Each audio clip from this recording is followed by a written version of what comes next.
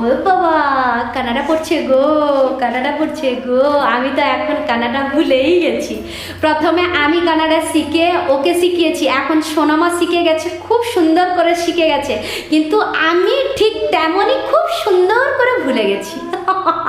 এই দেখো, মুড়ি নিয়ে চলে এসেছি, পুরো 4 লিটার, 1 লিটার না 2 লিটার না, পুরো 4 লিটার মুড়ি নিয়ে চলে এসেছি। মুড়ি, শসা, পেঁয়াজ, আর এপাশে দেখো চিকেনের কালারটা তো এমনি তোমাদের কালকে দেখিয়েছিলাম, আজকে দেখতে পাচ্ছ তো চিকেনের কালারটা কত সুন্দর কালার হয়েছে, দেখেছো? ওয়াও, কি যে সুন্দর লাগছে। তো অনেকদিন পরে চিকেনটা বানিয়েছিলাম, তো সেই জন্য এত খুশি হচ্ছি। তোমরা এটাকে কেউ খারাপভাবে নেবে না, ঠিক আছে? Hello friends, welcome back to my channel Shivani lifestyle. Good morning সবাইকে। তোমরা সবাই কেমন আছো? আশা করি তোমরা সবাই ভালো আছো, আমরাও ভালো আছি। তো এখন বাজে সকাল 8টা। তো আমি আমার ব্লগটা আজকে সকাল 8টা থেকে স্টার্ট করলাম। তো যারা আমার চ্যানেলে নতুন আছো প্লিজ তারা সাবস্ক্রাইব করে আমাকে সাপোর্ট করো। তো সকালের 8টা বেজে গেছে, ঘুম থেকে উঠে বাসি কাজ শেষ করে নিয়েছি। সোনামা ওই পাশে ফ্রেশ হয়ে নিয়ে পড়তে বসে গেছে, এই দেখো। আর আজকে যেহেতু সোমবার, তো স্কুল আছে, তো তার আগে সোনামাকে তো স্কুল যাওয়ার জন্য এখনো টাইম হয়নি, বাকি আছে। তো 8টা বেজেছে, তো 1 ঘন্টার মতো সোনামাকে একটু পড়িয়ে দেব, কারণ সকালবেলা বেশিরভাগটা কখন সময় পাই কখন সময় পাই না। আজকে একটু সময় আছে, সেই জন্য ভাবছি যে আর 1 ঘন্টা সময় আছে হাতে, সেই জন্য সোনামাকে একটু পড়িয়ে দেব। আর আজকে নাস্তাও বানাতে হবে না, কেন জানো তো? কেন জানো তো? বলে দেই, বলে দেই। কালকে যে চিকেন বানিয়েছিলাম, আজকে চিকেন আছে, গরমও করিনি, গরম করতে হবে, সেটা কিচেন রুমে গেলে গরমটা করব, শুধু গরম করতে হবে, আর কোনো কাজ নেই জানো তো। গ্যাসে অবশ্যই গরমটা করতে হবে। আর আমি যে এনেছিলাম ও যে চিকেন, তো অনেক চিকেন এনেছিলাম, মানে 1 কেজি চিকেন এনেছিলাম, মা মেয়ে তো দুজনেই তো আছি। 1 কেজি চিকেন মানে অনেক। আমি এপাশে গ্যাসটা চালু তো করে দিয়েছি, কিন্তু ও পাশে চাবিটা আর দেইনি জানো তো। এপাশে দিয়ে হরদম ম্যাচিসটা চালু করে দিচ্ছি জানো তো। এই রকম পাগলের কাজ করছি আমি। কেউ করো তোমরা অবশ্যই কমেন্ট করে জানাবে, আমার মতো পাগলের কাজ কেউ করো নাকি? কারেন্টটা আছে, আমি ভুলেই গেছি। আমার যে ইন্ডাকশন যে কবে দেবে ওখানে দোকানদার, আমি নিজেই জানি না।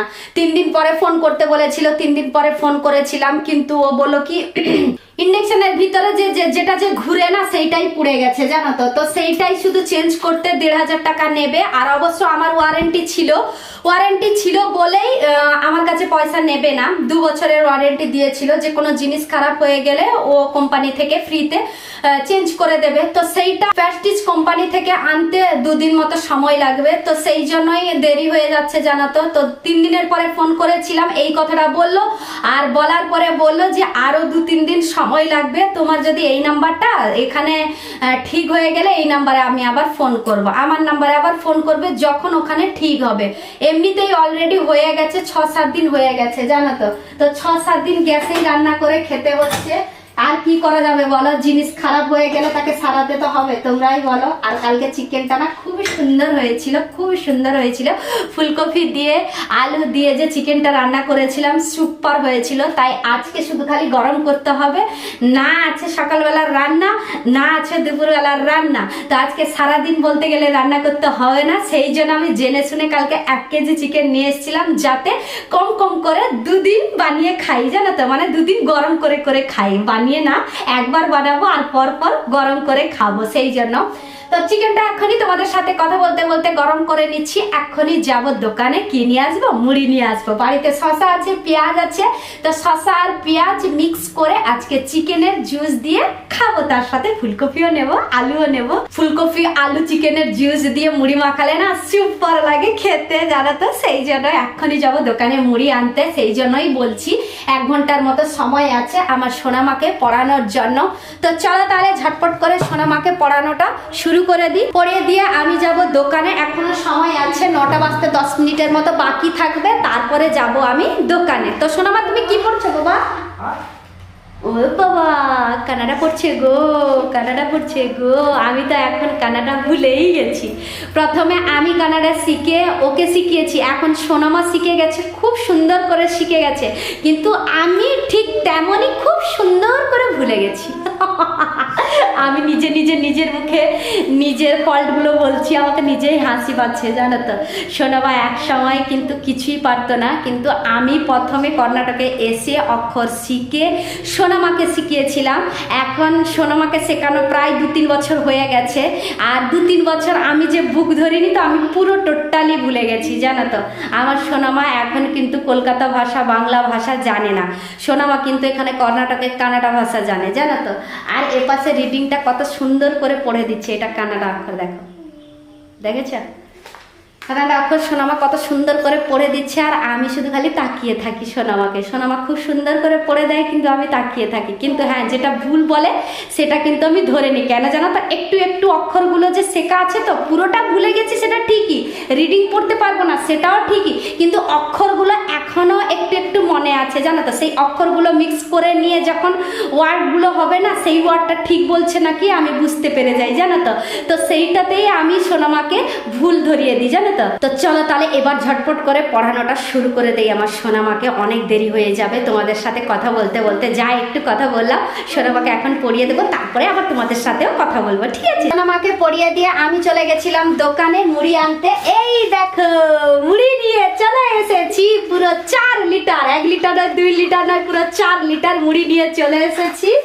আর এপাশে ততক্ষণে আমার সোনামা রেডি হয়ে পড়েছে, বোতলে জল ভরছে, আমিও দেখো এপাশে বোতলটা ধুচ্ছে দেখো জল দিয়ে টিঙ্গি টিঙ্গি করে। আর এপাশে সোনামার জন্য পেঁয়াজ আর শসা সমস্ত কেটে নিয়েছি, শুধু বাকি আছে একটা বেলাতে মুড়ি আর তার সাথে চিকেনের জুস নিতে বাকি আছে। মা তাহলে তুমি বললে এটাতে মাখিয়ে দেবো। আমি বাটিতে দেখানোর জন্য এক জায়গায় শসা কেটে রেখেছি আর এক জায়গায় পেঁয়াজ কেটে রেখেছি। সোনামা বলছিল, মা তুমি এত ছোট বাটিতে যে কেটে রাখলে, তুমি কি এইটাতে আমাকে মুড়ি দেবে? এইটাতে মুড়ি দিলে কি আমার পেট ভরবে? তো এইটাই কথা আমাকে জিজ্ঞেস করছিল। আমি বললাম হ্যাঁ আমি এইটাতেই মুড়ি দেবো আর এইটাতেই তোমাকে খাওয়াবো। সেই জন্য এখনই বলছে বেলাতে যে তুমি তাহলে মুড়িটা যে নেবে বলছো, তাহলে মা তুমি তখন কেন বলেছিলে যে ওই বাটিতে মুড়ি দিয়ে আমাকে খাওয়াবে? বাবা আমার সোনামার সাথে মজা করা ও যাবে না, আমার সোনামা মজা করা যাবে না আমার সোনামার সাথে। সবকিছুটা সিরিয়াস ধরে নেয় আমার সোনামা, মজা করেছিলাম সোনামা। তুমি তো আমার সব জানো, আমার সোনামা আমার সোনামা আমার সোনামা। যা যা তাড়াতাড়ি যা, টাইম হয়ে যাচ্ছে বাবা। এই দেখো একটা বেলাতে সাফ করে নিয়েছি মুড়ি, শসা, পেঁয়াজ, আর এপাশে দেখো চিকেনের কালারটা তো এমনি তোমাদের কালকে দেখিয়েছিলাম, আজকে দেখতে পাচ্ছ তো চিকেনের কালারটা কত সুন্দর কালার হয়েছে, দেখেছো? পুরো কষা কষার মতো হয়েছে, মানে বেশি জুস নেই আর বেশি শুকনো নেই, খুব সুন্দর হয়েছে দেখেছো? কালারটা কিন্তু খুব সুন্দর হয়েছে। সোনামাকে 2 পিস চিকেন দিলাম আর 1 পিস ফুলকপি আর তার সাথে 2টো আলু দিয়েছি। এই দেখো এবার অল্প একটু জুস দিয়ে দিলে আমার সোনামার হয়ে যাবে সকালবেলার নাস্তাতে। ওয়াও কি যে সুন্দর লাগছে, তো অনেকদিন পরে চিকেনটা বানিয়েছিলাম তো সেই জন্য এত খুশি হচ্ছি। তোমরা এটাকে কেউ খারাপভাবে নেবে না, ঠিক আছে? এই দেখো দেখেছ সোনামা, সোনামা কই গো বাবা তুমি? হ্যাঁ বাড়িতে নেই সোনামা, কোথায় চলে গেল আমি নিজেই জানি না। একটা স্পুন নিয়ে আসতে ভুলে গেছি, একটা স্পুন নিয়ে আসছি। চামচটা আনতে আনতে সোনামাকে প্রায় 5-6 বার ডেকেছি, কিন্তু কোথায় ছিল জানো তো? বেডের কাছে লুকিয়ে ছিল। মানে এখন টাইম হয়ে গেছে, তা সত্ত্বেও সোনামা আমার সাথে মজা করতেও ছাড়ে না। চলো সোনামা চলো, খাবে চলো খাবে চলো খাবে চলো। ভেবেছিলাম সোনামাকে নাস্তা দিয়ে আমিও ব্রাশ করে স্নান করতে যাব, কিন্তু সোনামা শুনলো না, বললো মা আমি তোমার হাতে খাবো, আমাকে খাইয়ে দাও। তো কি করবো, সোনামাকে খাইয়ে দিলাম, এখন রেডিও করিয়ে দিয়েছি। আর বাকি ফ্রেন্ডরা ওখানে রোডে আসছে, রোডে যেতে বললো সোনামাকে রেডি হয়ে, জাস্ট এখনই ফোন করার পরে জানতে পারলাম। আর এ দুজনকে দেখতে পাচ্ছ তো, মামার বাড়ি থেকে চলে এসছে, কোথা থেকে একটা ওয়াচ নিয়ে এসছে, ওয়াচ দেখাচ্ছে এখানে দেখো। তো ও যাবে স্কুলে আর এ যাবে অঙ্গনবাড়িতে। চলো তাহলে আমারও অনেক কাজ আছে, এখনো জল আসেনি, মানে আজকে চৌবাচ্চা পরিষ্কার করব, কাপড় কাচবো, স্নান করব, পুজো করব, নাস্তা করব, অনেকগুলো কাজ এখনো বাকি আছে।